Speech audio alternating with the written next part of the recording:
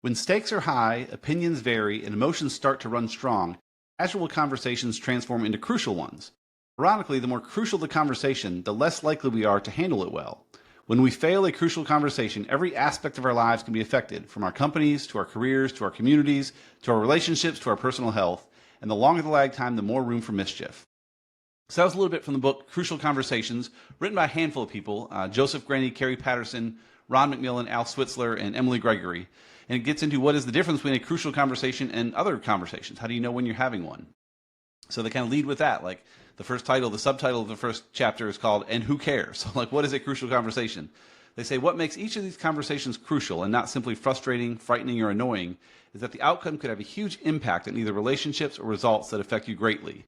They also say you can measure the health of relationships, teams, and organizations by measuring the lag time between when problems are identified and when they are resolved.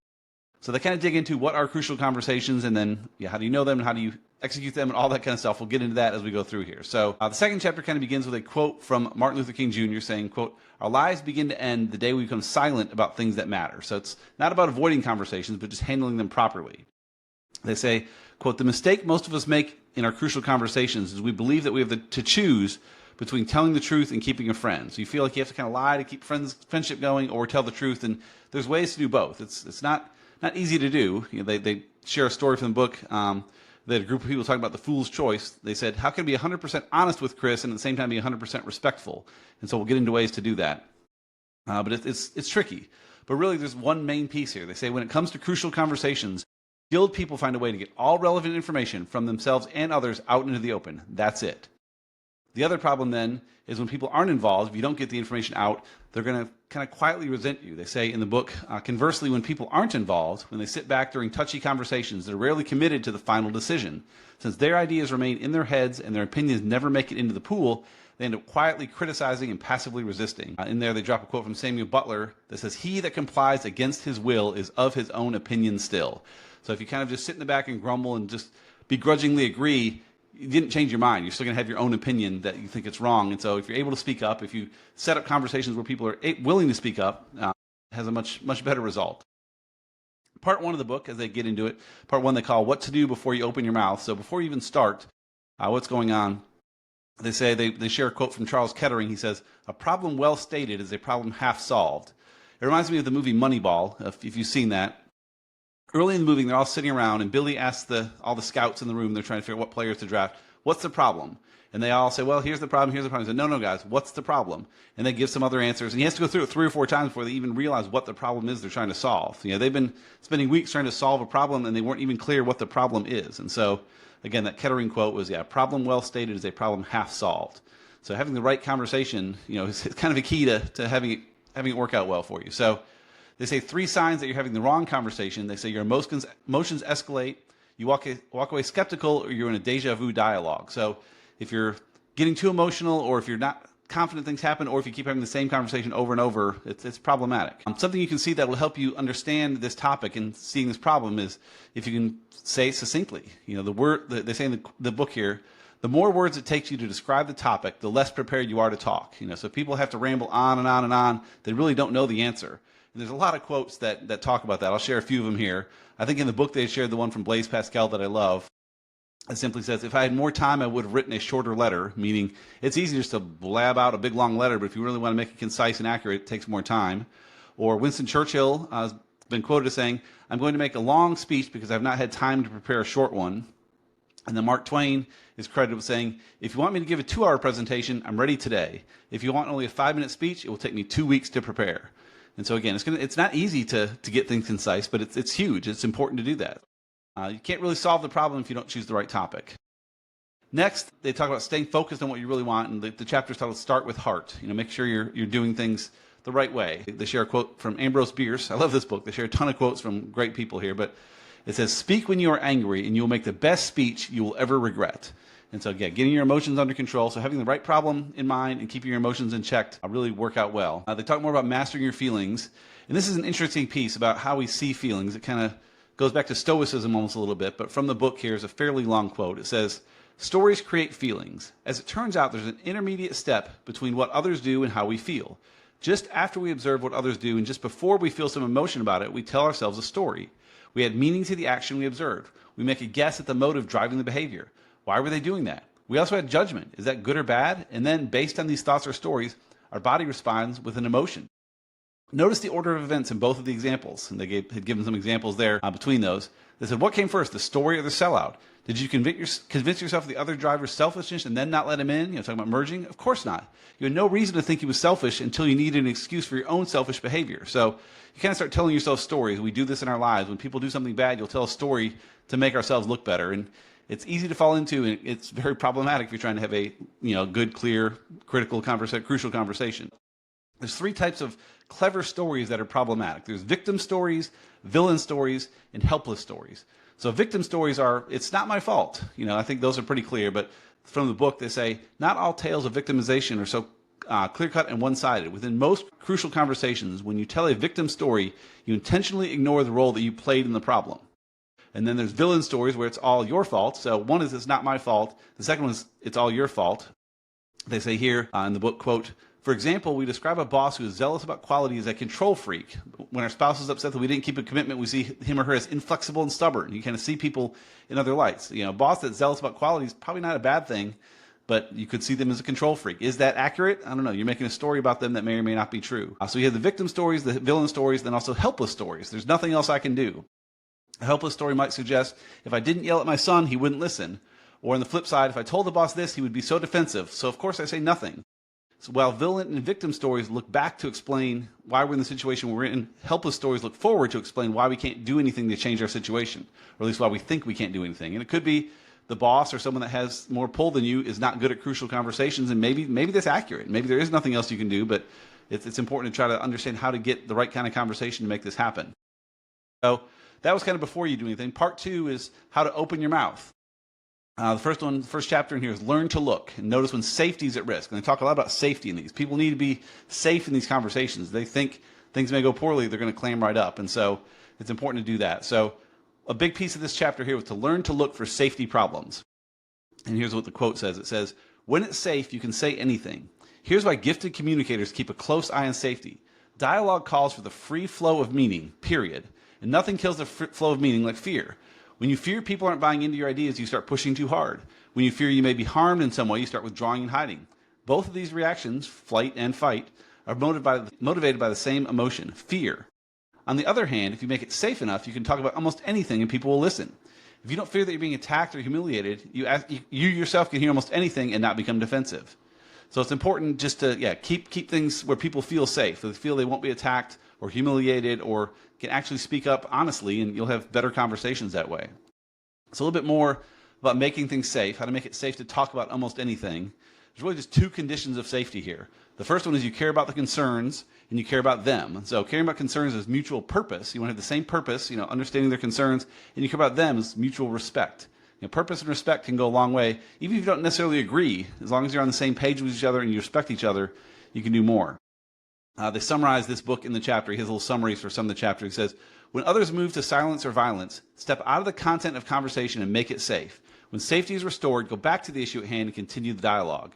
And so they're saying if things start slipping, don't push forward in the conversation. Go out of that conversation, focus just on the safety of it, get everyone on the same page, and then go back into the issue and continue from there. If you just keep plowing forward, it's all just going to fall apart and not work too well. Next, they talk about stating your path, to speak persuasively, not abrasively.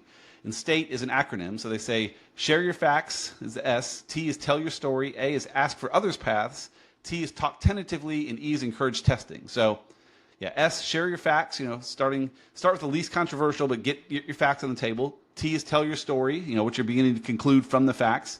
A is ask for others' paths, encourage others for their stories. You want to hear what's going on. It's not all about you here. Talk tentatively, give your opinion, not facts. Encourage testing, seek opposing views to test your theory against additional information. They also talk about being tentative but not wimpy. You don't want to be too aggressive, but you don't want to be a wimp either. And it's a tough line, and a lot of people trying to be polite end up being just pushovers. The book here says, quote, some people are so worried about being too forceful or pushy, they err in the other direction. They wimp out by making still another fool's choice. They figure the only safe way to share touchy data is to act as if it's not important. They'll say things like, I know this is probably not true, or call me crazy, but they'll kind of hedge their bets on things. And no, you don't want to be wimpy. You want to be tentative and be polite and certainly understanding, but don't dilute your own facts. Now they say in the book here, when you have a tough message to share, or when you're so convinced of your own righteousness that you may push too hard, remember to state your path. So it's important to be there. The next chapter is about exploring others' paths, and so we've talked about this a little bit already, but listening is a big piece. They share a quote from Dean Rusk here. Simply says, quote, "One of the best ways to persuade others is with your ears, by listening to them." And we've seen this in other books about negotiations and that kind of stuff, that people that are better negotiators, better salespeople, all that kind of stuff, tend to listen more. The people that aren't as good talk more. And so being willing to listen actually makes you better at persuading other people because you can understand what's going on with them. So they give 4 listening skills, AMP, A-M-P-P. A is for ask, M is to mirror, to acknowledge their emotions, P is to paraphrase, restate what you heard, and P, the second P is to prime, to offer a guess as to what they may be thinking and feeling to get the discussion started. So kind of ask them a question, mirror their emotions. When they say what's going on, restate what you heard in your own words to make sure you have it right, and then offer a guess to where you think it may be going, kind of get the discussion started. Because if you've paraphrased correctly, you at least have some idea of what's happening, and maybe your prime is wrong. You may be wrong where you think it's going, and that's okay. That's starting the conversation, starting on the right foot too, because you're understanding them before you dig in too much. And then sharing your views, they just give the ABCs here to agree, build, and compare. So agree versus arguing over minor points. Agree when you can. Certainly don't give in, but don't pick at minor points too much. B is to build on things. Say, I agree completely. In addition, I noticed that, you can kind of go from there, but build on agreement and go further. And then C is compare. Say, I see things a little bit differently. Let me explain how I see them. So a longer quote from this that kind of sums it up pretty well, I thought. They said, quote, "To keep ourselves from feeling like sellouts while exploring others' paths, no matter how different or wrong they seem, remember we're trying to understand their point of view, not necessarily agree with it or support it. Understanding doesn't equate with agreement. Sensitivity doesn't equate to acquiescence. By taking steps to understand another person's path to action, we aren't promising we'll accept their point of view, we're promising to listen." And so listening is a big piece of this. Again, you don't have to agree. I love the understanding doesn't equate with agreement. You want to understand them. You should understand people you disagree with vehemently on anything from religion to politics to whatever you have at work. Like, you should understand what's happening. You don't have to agree with them, but understanding is a huge step to having a good conversation about it. If you don't really understand what's going on, it's not going to work. They say at the end of the chapter here, they say to encourage the free flow of meaning and help others leave silence or violence behind, explore their path to action. Start with an attitude of curiosity and patience. This helps restore safety. The next chapter is about retaking your pen, how to be resilient when you hear tough feedback. Because some of these, it's not going to all go your way, and that's okay. They have a quote from Gandhi in here that said, "No one can hurt me without my permission." It's about how you respond to things. They had an analysis here that was interesting. They said, our analysis of the 445 episodes people reported in a study showed that immediate threats are a rare exception. In most cases, it is our defensive, combative, or resentful response to feedback that puts us at risk more than the feedback itself. And one reason we become so defensive is that we underestimate our capacity to protect ourselves. You don't get angry when you're confident, you get angry when you're scared. And so they give 4 skills you can help to manage how you receive information you get from others. 1 is to collect yourself, 2 is to understand, 3 is to recover, and 4 is to engage. And so kind of going through those, again, retaking your pen, collect yourself, breathe deeply, name your emotions, present yourself with soothing truths, establish your safety and worth. 2 is to understand, be curious, ask questions, ask for examples, and then listen. Ask for those things and then let people say them. Listen and see what's going on. The third one here is recover. Take a time out if needed, recover emotionally and process what you've heard. And then 4th is to engage. Examine what you were told, look for truth rather than trying to poke holes in everything. If appropriate, re-engage with the person who shared the feedback and acknowledge what you heard, what you accept, and what you commit to do. So if you find yourself in this kind of situation, collect yourself, understand, recover, and engage. And then lastly, they talk about how to finish. So moving to action, they have a quote, they kick off here with a quote from Samuel Johnson. He says, "To do nothing is in every man's power." So you're able to do nothing if you want, but that's not good. But you want to make sure actually taking action after the conversation. If you've got through this great crucial conversation and had decisions made, so often those decisions, everyone will be happy leaving the meeting and then they just kind of wilt. You want to make sure things actually happen. So there are 4 common ways of making decisions. There's command, consult, vote, and consensus. And so they're kind of different degrees of involvement about making that final decision there. Commanding, of course, telling what's going on, consulting, encouraging what's happening, voting from everyone else, or consensus where you just let everyone decide together. So you decide, depending how your organization is structured, and how you make that final decision. But then you have to decide what happens. Things will sort of fall through the cracks after that decision is made so often. They quote an English proverb in here that says, "Everybody's business is nobody's business." If you don't make an actual assignment to an actual person, there's a good chance that nothing will come of all the work you've gone through to make a decision. This is like they say, if you witness an accident, if you say someone call 911, there's a good chance no one will call 911. But if you say, hey, you, John, call 911, John will call 911, or do it yourself, or make sure it happens though. Again, everybody's business is nobody's business. Someone else will take care of it, so we're all good. Especially at work. If you have a meeting where you've come to this great decision, you had 12 people in the room, like, cool, someone's going to get this going. Maybe they will, maybe they won't. You want to make sure someone does it. They shared another proverb in here I hadn't heard before, but I thought was great. They said, one dull pencil is worth 6 sharp minds. So again, one person just writing down something, even just on a scrap of paper, say, here's what we're going to do, is better than 6 people saying, that was great, and walking off and forgetting what happened and getting back to their lives. So one dull pencil is worth 6 sharp minds. I really like that. Thinking of that stuff. And then there's some tough cases here too. Kind of the last piece we'll get into as we start putting it all together. I'll just kind of share the quote from the book here. I think this is the best way to go. I was going to kind of paraphrase, but it's a good quote here. It says, quote, trust doesn't have to be universally offered. In truth, it's usually offered in degrees and is very topic specific. It also comes in 2 flavors, motive and ability. For example, you can trust me to administer CPR if needed. I'm motivated. I want to help. But you can't trust me to do a good job. I know nothing about it. So you can trust people about what they want to do and trust people what they're able to do. And they're 2 different things. And understanding that, especially in tough cases, is interesting. I like the example with CPR. Like, if you're hurt, you can trust my motive. I'm going to try to help you. I'll do all I can to help. But do I actually know how to do CPR is kind of a different question. And same sort of thing with these conversations that come out. You want people to have both. If they have the ability to do something and no motive, that's problematic. But if they have the motive and no ability, that's equally problematic. So unpacking that is important too. They get into now putting it all together. I love this. They have a funny quote from the comedian Dave Barry. He says, quote, I can win any argument. People know this and steer clear of me at parties. Often, as a sign of their great respect, they don't even invite me. So, yeah, it's not, again, about being right. It's not about winning every time. Certainly, if you believe in what you believe in, you should try to fight to win, but you should also be respectful and lose if need be. If other facts come up that change it, you should be willing to change your mind. I mean, it's very problematic if you don't. And so we'll kind of end with the last quote they have in the book here. I thought it was a great way to summarize what's going on here. They say, quote, one thing our research shows clearly is that you need not be perfect to make progress. You needn't worry if you only make stuttering progress. We promise that if you persist and work at these ideas, you will see dramatic improvement in your relationships and results. These moments are truly crucial, and a little bit of change can lead to an enormous amount of progress. So that was a little bit from Crucial Conversations, a fantastic book. Encourage you to check it out for yourself.